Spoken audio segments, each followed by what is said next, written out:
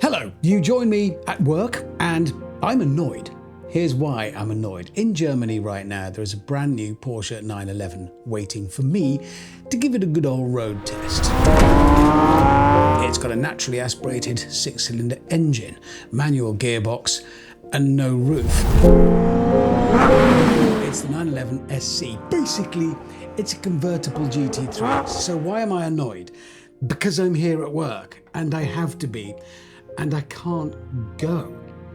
That's also why he's here. Hello, Alex. Hi. Hi. Hi. Hi. I'm really sorry. There is no correct face to pull for this. No, there isn't, because you're going to look. Basically, I can't do it. So, your mission, should you choose to accept it, and you have absolutely no choice because it's your job. Yep. Do not complain. No, I don't think I will. Is to go to Germany and drive the car.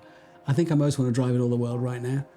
The convertibles are hardly any heavier and pretty much as stiff as the hardtops. Yep. That means potentially this is a naturally aspirated GT3 that revs to 9,000 RPM. Yeah. Sounds like nothing else on earth. It's one of the most beautifully balanced, exhilarating, rewarding cars to drive ever made. And you can take the roof off. Yeah. So it is basically your dream car. I shall head out and do my job, and I'll report back. I'm going to watch closely the resulting film. I will have opinions. I need to know. Richard, you can be busy more often, boss. I'll happily take the bullet for you, because I have a sneaking suspicion this is going to be an excellent day in the office. This particular car has upset a lot of people already, especially Porsche purists. This is the new Porsche 911 GT3 SC. It mixes the handling fun and the glorious engine of the GT3, but it's a convertible. Not a speedster, a convertible. And that's upset them for two main reasons.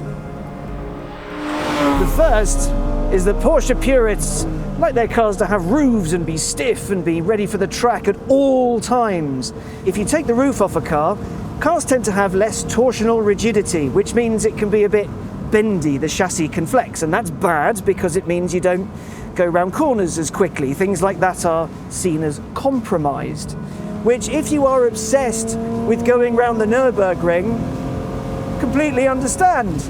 If you're just going to Asda, well, that doesn't really matter quite as much. The second thing is getting hold of one of these things. Porsche's special cars and its allocations, well, it's a whole thing. This isn't a limited car, it's not one of X. They're not going to stop production after a magical point has been reached, but put it like this, if you're not on your Porsche dealer's Christmas card list already, you're not going to get one of the first ones, or probably even one of the second ones. They might let you smell one though. If you take a step back and look at the wider picture, there's a whole lot of good in here. It's got a 4-litre naturally aspirated flat 6 with 510 horsepower and 450 Newton meters. 0 to 62 takes 3.9 seconds, plenty brisk, and it'll top out just under 200 miles an hour. And also, if you ask it nicely, it makes this noise. And it is an excellent noise.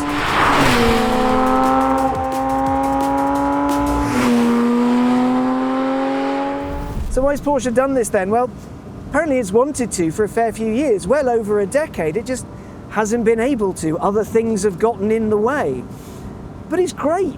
You get the raw flat 6 noise. You can actually enjoy it, and you get something that really, really handles. And it's done that, well, because of cleverness.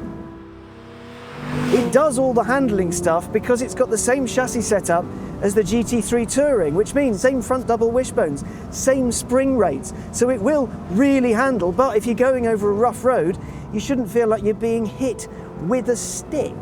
This isn't about chasing lap times or apexes. It's about enjoying the best of what Porsche can do in the real world. And I really am.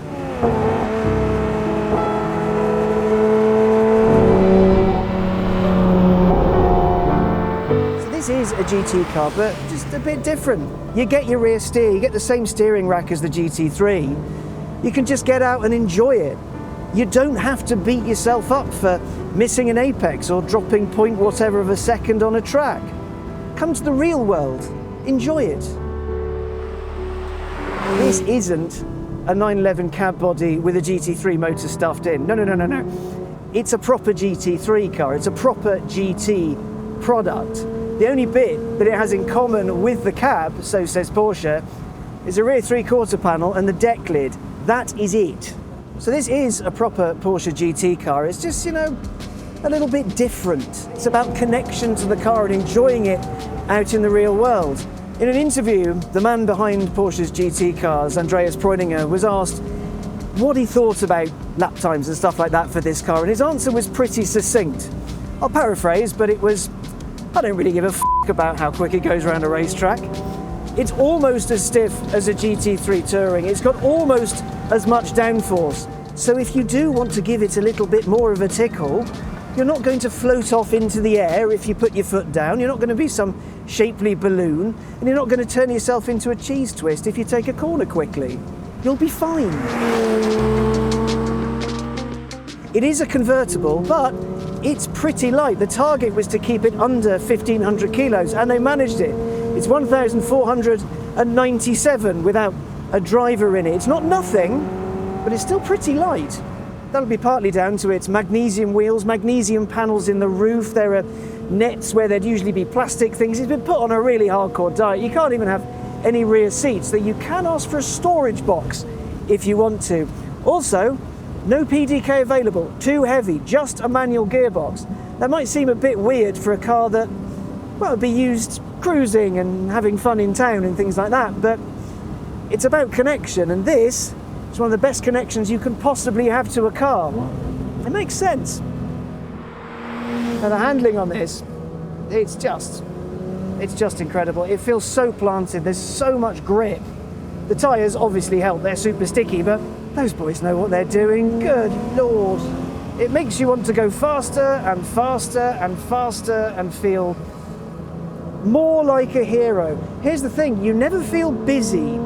At no point have I thought, oh God, I've got too much to do, I should back off. The connection, that's the aspect that they really want to hammer home. This is a car you want to feel connected with.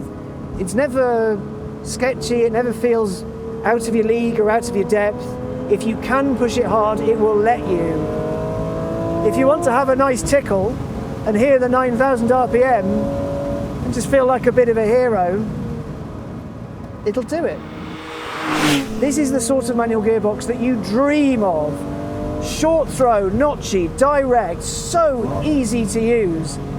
And then you get the other good bit about the engine. It sounds incredible. And I know it's a silly cliche because yes, it's an open top so you can hear the exhaust more, but you really do get the best version of that soundtrack in this car. It's, oh. One thing I do love, it's got a built-in wind deflector so that you don't get your hair all tousled round. Not a huge problem for me, that, but should I have a passenger that has hair, good for them. There's a new infotainment system. I've not quite got my head around it, but there's lots of buttons to do stuff to the car, like suspension and noises. Not a fan, but if that's how it has to be, that's how it has to be. There is one more thing I'm not a huge fan of, and that is the price. If you have to ask and all that, but it is very expensive. That's annoying because it means I will never have one. There isn't a Visac pack or anything like that. All the lightweighting that can be done has been done thanks to engineering-y bits from the ST and the GT Touring and all that kind of stuff. But there is the Street Style pack. That's going to be a choice people make. The Street Style pack gets you lots of things. You get painted magnesium wheels that they're painted on the inside as well. That's important. They made a big song and dance about that. You get gold brake calipers, a red stripe, and you get a sort of lattice tartan weave leather seat insert that looks like this. And it's very pretty, and they have to use hundreds of meters of leather twine to make it work, but doesn't add to the performance of the car, just the aesthetic, and that will cost you £24,110. The recipe for an excellent car is here. That engine, the right people behind it. This isn't something aimed at posturing in personalised race suits or carbon fibre helmets or silly things like that. No.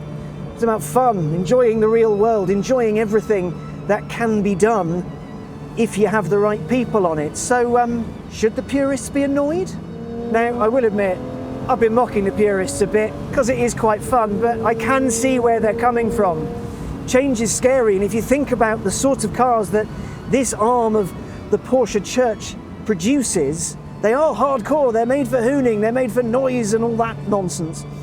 But if those guys are saying this is the ultimate expression of Porsche without a roof, they're probably right. And having driven it, they are right. This thing is absolutely stonking brilliant. It is as close to the perfect convertible as I can think of. It's just fantastic. Now, if you'll excuse me, I should probably call Richard and tell him it's rubbish and that he doesn't need to do any more Porsche launches ever and that I should do them all.